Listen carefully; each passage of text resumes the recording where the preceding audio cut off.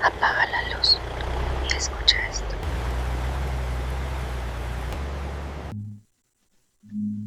Esta historia es de las que más calan entre los traileros, porque no ocurre afuera en la carretera, sino dentro de la misma cabina, en el lugar donde se supone que va seguro. Ocurre principalmente en el tramo de la autopista México-Querétaro, una de las más transitadas y peligrosas del país, por el flujo constante de carga pesada.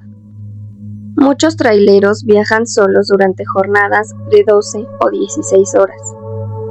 Para aguantar, suelen mirar constantemente sus espejos retrovisores, vigilando que la carga no se mueva o que no venga algún vehículo rebasando por la zona ciega. La historia cuenta que un trailero llamado Don Beto venía bajando por la zona de San Juan del Río de madrugada. La carretera estaba inusualmente tranquila. De repente, al ajustar su espejo retrovisor derecho para entrar en una curva, vio algo que lo hizo perder el aliento. En el reflejo del espejo, sentada justo en el borde del camarote, se veía la figura de una niña pequeña. Tenía un vestido blanco, un poco sucio, y el cabello largo le cubría la mitad del rostro. Lo más aterrador es que no se movía. Estaba sentada con las manos en las rodillas, mirando fijamente hacia el parabrisas. Don Beto conocía los relatos de otros compañeros. La regla de oro en la carretera cuando ves algo así es jamás voltear directamente hacia atrás. Dicen que si la miras de frente, el susto es tan grande que pierdes el control del volante y terminas desbarrancado. Él intentó ignorarla. Empezó a rezar y a encender un cigarrillo para calmar los nervios. Pero la curiosidad o el miedo lo traicionó. Volvió a mirar el espejo. La niña ya no estaba sentada. Ahora estaba de pie, justo detrás de su asiento, y en el espejo se alcanzaba a ver cómo estiraba una mano pálida hacia el hombro de Don Beto. Justo cuando sintió el frío glacial en la nuca, escuchó una voz infantil, muy clara y delgada, que le susurró al oído: «Señor, ¿me lleva a mi casa? Ya me cansé de caminar». Don Beto no aguantó más. Dio un volantazo, alcanzó a orillarse en la gasolinera y salió de la cabina gritando. Cuando los despachadores y otros choferes se acercaron para ayudarlo, revisaron el camarote, debajo de los asientos y hasta en el techo. No había nadie. Los lugareños dicen que esa niña murió hace años, en un accidente familiar en esa misma zona. Se dice que aquella no sabe que está muerta y busca un aventón con los traileros porque desde su altura las cabinas de los camiones le parecen casas en movimiento. Algunos choferes veteranos ponen juguetes o dulces en el tablero o en el camarote como ofrenda, para que, si la niña sube, se entretenga jugando y los deje manejar en paz hasta su destino. Esta historia me pasó cruzando la zona de la Jusco, bajando hacia la Ciudad de México. Era una noche de esas donde la luna parece de hueso y el silencio pesa más que la carga que traes en la caja. Yo venía bajando tranquilo, con el motor de freno. Ya saben que en esa zona hay muchas historias de brujas y cosas raras, pero uno de trailero se vuelve escéptico, hasta que te toca. De repente, a lo lejos, vi algo en medio del carril. Parecía un animal grande, tal vez un perro o un venado. Así que empecé a bajar la velocidad y a echarle las altas para que se quitara. El bulto no se movía. Cuando estuve a unos 20 metros, los faros iluminaron algo que me hizo dar un frenazo, que casi me descuadra el remolque. No era un animal, era una mujer, vestida con un camisón blanco, largo y sucio, que estaba de espaldas a mí. Tenía el pelo negro, largo, que le llegaba casi a la cintura, Estaba agachada, como si estuviera buscando algo en el asfalto. «Quítese, la voy a arrollar», le grité por la ventana, con el corazón en la garganta. La mujer no se movió, se quedó estática, como una estatua de sal. Metí la primera y rodeé el bulto por el carril de la izquierda, cuidando de no golpear nada. Al pasar a su lado, cometí el error de mirar por la ventana del copiloto. No tenía pies, estaba flotando a unos 10 centímetros del pavimento, y cuando el tráiler terminó de rebasarla, ella giró la cabeza, pero no giró el cuerpo. Su cuello dio una vuelta de 180 grados y me miró directamente a los ojos. No tenía cara, solo un hueco oscuro donde deberían estar las facciones y una sonrisa que parecía cortada con una navaja. Le pisé a fondo, el motor rugió y el turbo empezó a chillar. Miré por el retrovisor derecho y vi que la mujer ya no estaba en el piso. Venía flotando al nivel de mi caja, siguiendo el ritmo del camión a unos 80 kilómetros por hora. No hacía ruido, solo se desplazaba como una sombra pegada al metal. «Vete de aquí, en el nombre de Dios», empecé a gritar, manoteando el tablero. Lo más aterrador fue cuando empezó a golpear la lámina de la caja. Eran golpes secos, como si estuviera usando un martillo. Pum, pum, pum. El tráiler se sacudía con cada impacto, y yo sentía que en cualquier momento me iba a sacar de la carretera. Llegué a la primera zona de luces, cerca de una caseta. En cuanto los reflectores de la autopista bañaron el camión, los golpes cesaron de golpe. Me detuve en la zona de pesaje, con las manos tan entumecidas que apenas podía soltar el volante. Me bajé con una linterna, esperando encontrar abolladuras o marcas de sangre.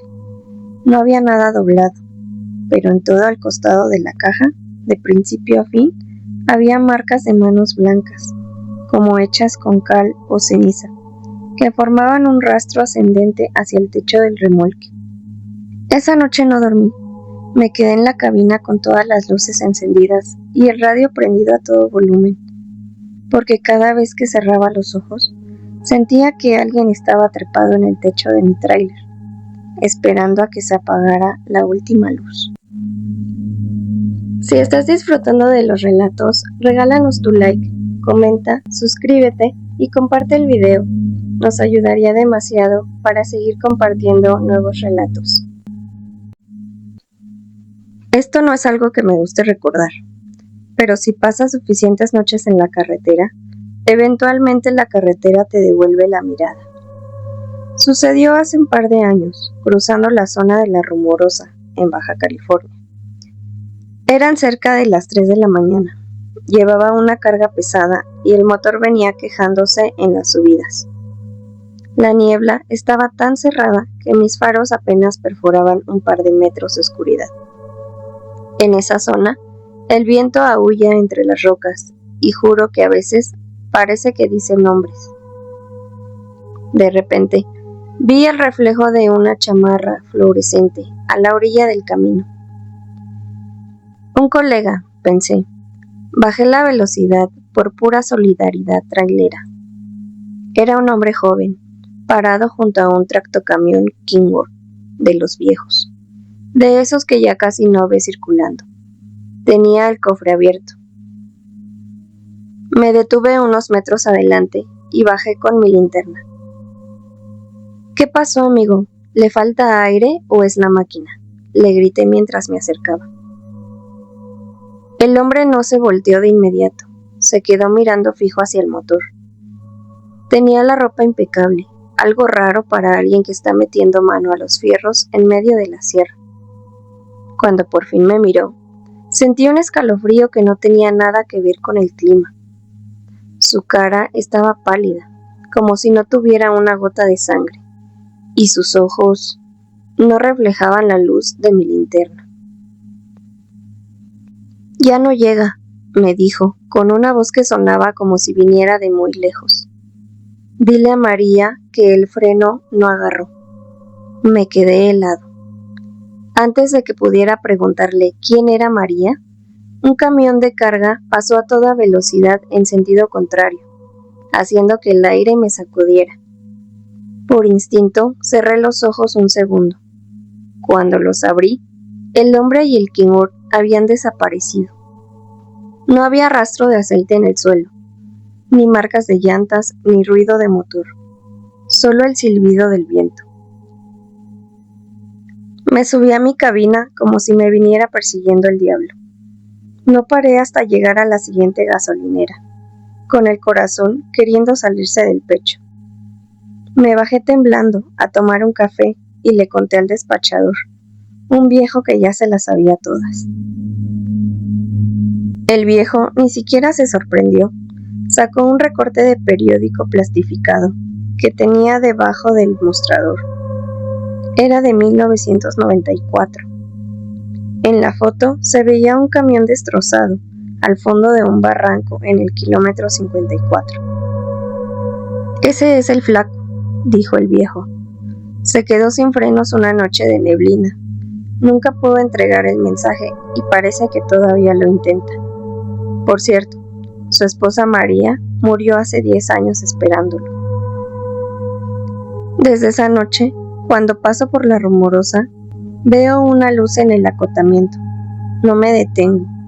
Solo aprieto el volante, rezo lo que me sé y sigo de frente.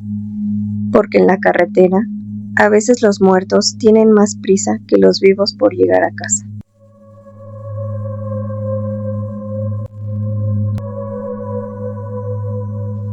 Esta historia es de las que se cuentan en voz baja en las cachimbas de la vía corta a Chihuahua. No es de algo que se te aparece afuera, sino de algo que se mete contigo en la cabina. Me la contó un colega que ya se jubiló, pero que todavía se persina cuando pasa por el kilómetro 100. Venía yo de subida, con el clima a todo lo que da, porque el calor del desierto no perdonaba ni de noche. Traía la cortina del camarote cerrada, como siempre, para que no se escapara el aire frío. A mitad de la nada, sentí que el camión se pesaba, como si llevara una pendiente del 15%, pero el terreno era plano. De repente, el ambiente cambió. El olor a pino del aromatizante desapareció y se llenó la cabina de un olor a tierra mojada y flores podridas, como de panteón viejo. Pensé que traía una fuga en el escape o algo que se había metido en la caja, pero el olor venía de adentro. Empecé a sentir un escalofrío que me recorría la nuca. Por el espejo retrovisor que da hacia el camarote, vi que la cortina se movía. No era el aire, era como si alguien estuviera pasando la mano por detrás de la tela. «Ya estuvo bueno de bromas», grité, tratando de darme valor. En ese momento sentí un peso hundiéndose en el colchón del camarote, justo detrás de mi asiento. El camión se ladeó ligeramente. Podía escuchar un crujido de resortes, como si alguien de unos 100 kilos se hubiera acostado a descansar. Intenté ignorarlo, pero entonces sentí una mano helada, larga y seca, que se posó suavemente sobre mi hombro derecho. No quise voltear. Sabía que si veía lo que estaba sentado atrás de mí, perdería el control del volante. Me quedé rígido, con la vista clavada en el asfalto, pero el reflejo en el parabrisas me traicionó. En el cristal, frente a mí, vi la cara de una mujer.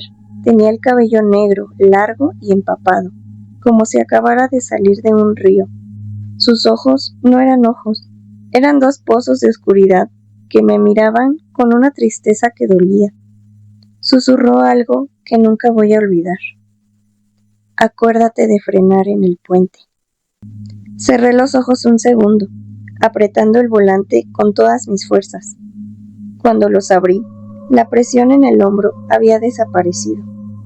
El olor a flores muertas se esfumó. Kilómetros más adelante, llegué al famoso Puente del Muerto. Estaba oscuro, pero algo me hizo recordar el susurro.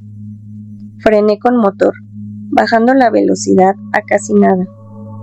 Al llegar a la entrada del puente, vi que un tráiler que venía en sentido contrario había invadido mi carril por completo, porque se había quedado dormido.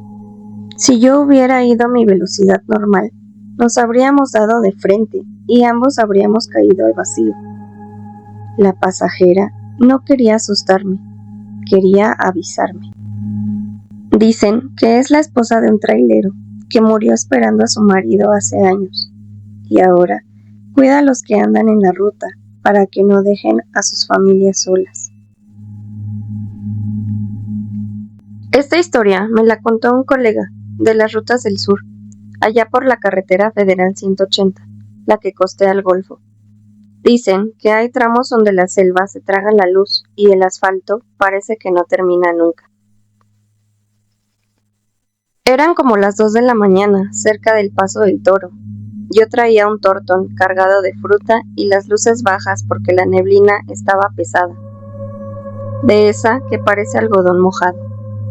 De pronto, alcancé a ver un coche compacto, un modelo viejo, orillado en el acotamiento con las intermitentes puestas. Como buen colega, bajé la velocidad para ver si necesitaban un pasón de corriente o alguna herramienta. Al acercarme, vi a una mujer joven junto al cofre, vestida con un traje de gala, de esos de fiesta, pero todo rasgado y sucio de lodo. Me hizo una señal con la mano, una súplica desesperada.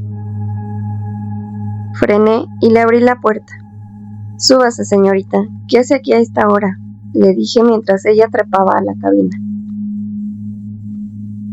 No dijo ni media palabra, solo se acomodó en el asiento y se cubrió la cara con las manos, sollozando en silencio.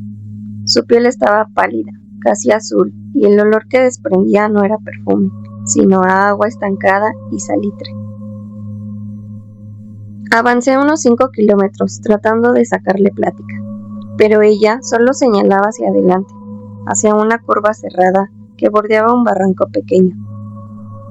Yo sentía que el camión se forzaba, como si viniéramos subiendo una cuesta empinada, aunque el camino era plano. Llegamos a la curva y ella por primera vez levantó la cabeza. Me miró con unos ojos que no tenían brillo, apagados por completo. «Ahí nos quedamos», dijo con una voz que vibraba en mis propios huesos. Miré hacia donde señalaba, y por un segundo, las luces de mi camión iluminaron el fondo del barranco. Ahí estaba el mismo coche compacto, deshecho, incrustado entre los árboles, con las luces todavía parpadeando débilmente. Se me detuvo el corazón. Volteé rápido hacia el asiento del copiloto para preguntarle qué significaba eso, pero el asiento estaba vacío. Solo quedaba un charco de agua salada y un pedazo de tela de seda negra atorado en la manija de la puerta. Me bajé temblando y puse las luces altas. Al asomarme bien al barranco, vi que el accidente era reciente, de apenas unos minutos. Llamé por la radio a las autoridades y cuando llegaron a sacar el cuerpo, los paramédicos se quedaron pálidos. La mujer que sacaron del volante era la misma que se había subido a mi camión. Llevaba el mismo vestido de gala. Lo más aterrador fue que el forense dijo que ella había muerto instantáneamente por el impacto, al menos 20 minutos antes de que yo pasara por ahí. Desde entonces, cuando veo a alguien pidiendo aventón en esa curva, acelero y no miro el retrovisor. Hay quienes dicen que ella sigue buscando a alguien que la saque de ese barranco, antes de que el coche termine de hundirse en el olvido.